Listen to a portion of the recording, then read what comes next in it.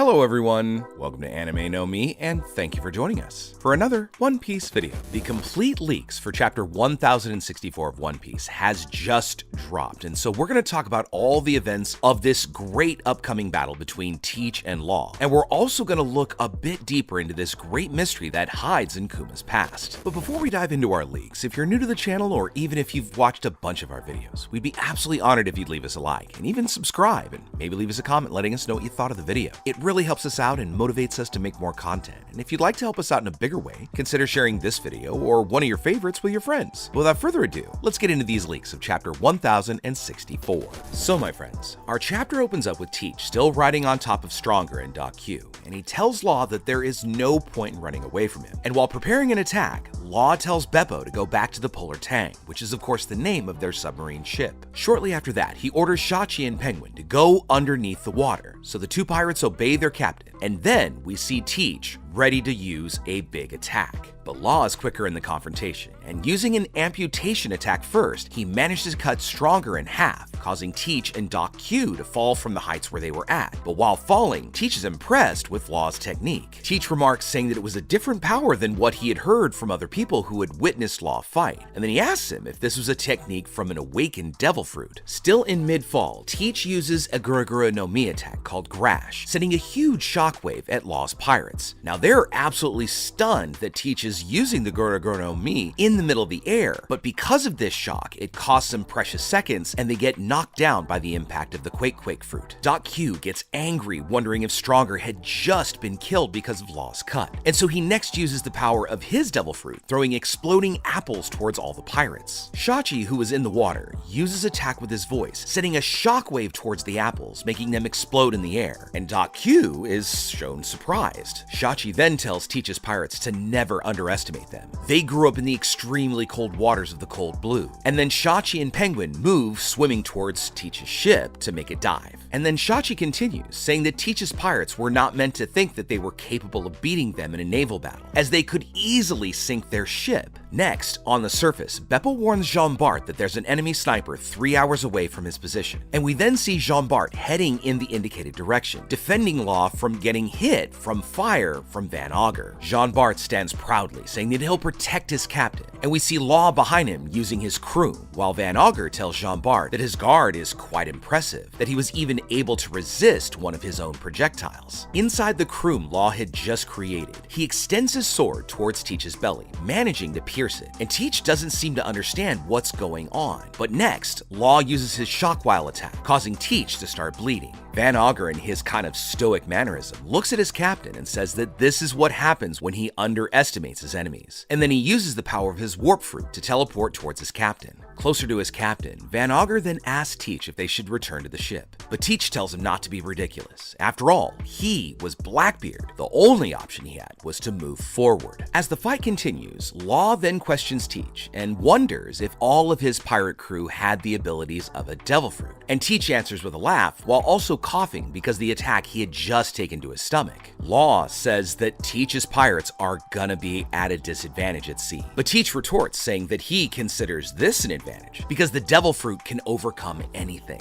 But then we see Teach's ship getting destroyed. The scene then shifts to inside Teach's ship, where we see his crew members all shouting that they're under attack, while another crewman says that it looks like Law's crew is gonna sink them, and that no one had warned them that these pirates were extremely resourceful in the water. We then see Shachi and Penguin, along with the submarine, attacking Teach's ship in the water. And then the scene switches back to inside Teach's ship, where we see two pirates protecting a prisoner. One of the pirates says that although the ship is taking damage, they would win this fight because their captain, after all, was Blackbeard. And then the prisoner chimes in to say something, revealing to us their true identity. The prisoner being watched over is none other than Charlotte Pudding, Big Mom's daughter. And we see her saying that if Big Mom were still alive, they wouldn't be chatting right now. One of the pirates, though, starts to laugh. And through his laughter, he says that their captain was currently fighting one of the pirates that had taken Big Mom's life. But of course, if the old legends were still alive, the new era that they were going to build would be impossible to make happen. Switching back once again to the fight between Law and Teach, this time we see a clash of their two abilities happening. Law is using his Kroom again to stretch his sword and attack Teach, while Teach uses his Gura no Mi to prevent Law's attack from hitting him. But then something catches Law off guard and makes him quite surprised and amazed, because Teach next opens up his hand, causing darkness to cover it. And then he uses his Yami no Mi power, using a technique called the Black Vortex. The scene then changes again, and now we're at a Navy base, and it's said that a great conflict is happening on a winter island. The Blackbeard pirates are fighting against the Heart pirates. In the panel, we see this information is being relayed through a transponder snail from a Marine who is receiving this information, and listening to it is Fleet Admiral Akainu, who appears to be quite angry as he's receiving this news. With a frustrated and angry look on his face, he says that the only thing he can do at the moment is to wait until the battle is over. And then he says that being a fleet admiral never gets any easier, ending the conversation between the two Marines. We then see in the next panel the phrase "meanwhile" at Egghead, and we see the pacifista that had been attacking Luffy's group earlier standing still and confused, and a voice says that the pacifista suddenly stopped attacking them. Luffy then asks Bonnie if she couldn't have given him a better age, and we see an old Luffy, child Bonnie, an old Chopper, and a child Jinbei. And Luffy tells her that he knows how she feels, but that wasn't the real Kuma. Luffy continues and says that if he hadn't attacked the pacifista, everyone could have been hurt. And Bonnie seems to understand what Luffy's getting at. And then a regretful, kind of sad expression for having prevented Luffy from fighting the pacifista kind of comes over her face. We next see Chopper apologizing to Bonnie and kind of feeling sad for her history with Kuma. And Jinbei, of course, says it makes sense that if Kuma had been human, then there was definitely a possibility he could have had a family. Chopper next asks Bonnie if he can be returned to his normal age, and Jinbei keeps talking to Bonnie so she won't think too badly of it. But he says that he had knowledge and had heard of Kuma's past, and that he knows that Kuma was the former evil king of the Sorbet Kingdom, and that he was banished by the villagers and became a pirate after being banished. Bonnie is shown as if she doesn't know how to answer, so she just stays quiet. And Jinbei goes on to say that after these events, he ended up joining up with the Revolutionary Army, but was later caught by Marines and had been sentenced to death.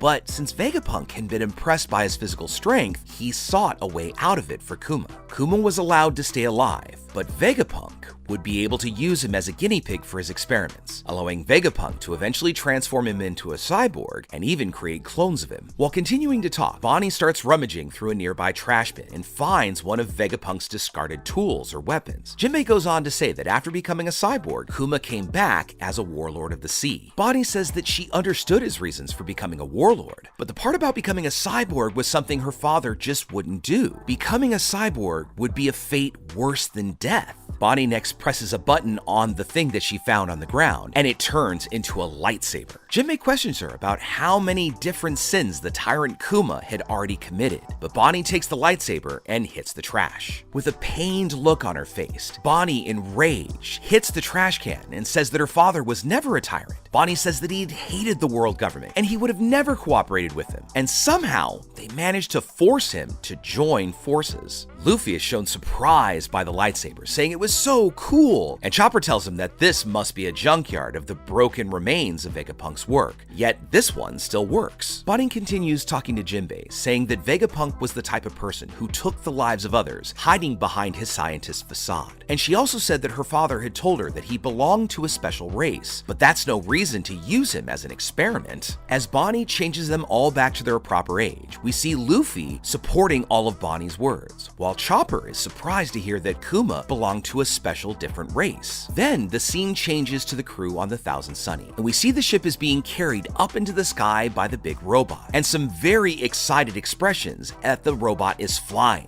And Lilith starts to explain exactly how the robot was indeed flying. She says that the jet booster on the back of the Vega Force 1 is a piece of equipment that uses propulsion and anti-gravity, so it gives the robot the ability to fly. But right now, this is only possible because of the special air conditions of where they were, and it was because of this Lilith intended to make this robot to be able to fly anywhere around the world. And as the structures in the sky are revealed, the Straw Hats arrive in Egghead, the island of the future. Where they get there, there, they're extremely happy because they realize that this island looks just like one of the Sky Islands they had visited while on Skypiea. So next, all the crew members on the Sunny go to their cabins to change clothes, and everybody comes back out in futuristic clothes just like we saw the other part of the crew that's been separated. The only one not sporting a new futuristic look is Sanji, who has his outfit very similar to Jinbei's, but everyone appears to be really happy for the new outfits, saying that they were light and comfortable and warm. As we head to the end of the chapter, we see a conversation between Punk 01 Shaka with some mysterious character, and Shaka says that being a genius also means that you can see your own future. But the person asks what were they talking about, and Shaka answers, saying that he's probably gonna lose his life soon. But the voice retorts, telling them not to be ridiculous, and what they were saying was not funny. But Shaka comes back at the mysterious voice, saying that he only wished he heard what he had to say. And then we reveal who this other person was having the conversation with Shaka, being none other than the leader of the revolutionaries, Monkey D. Dragon. And with this shocking last panel, this brings us to an end of chapter 1064. Please remember that next week, after our upcoming chapter, we're going to be on a break, so we're going to have a bit more time to analyze this chapter and bring in some new ideas. But until we do that, right now we'd love to know what you think about it. When do you think the two sets of the crew are going to meet up? From the panels in the leaks, we looked like they were about at the same height in the Science Island. Next, who do you think has the advantage in the battle between Law and Blackbeard? And along with that,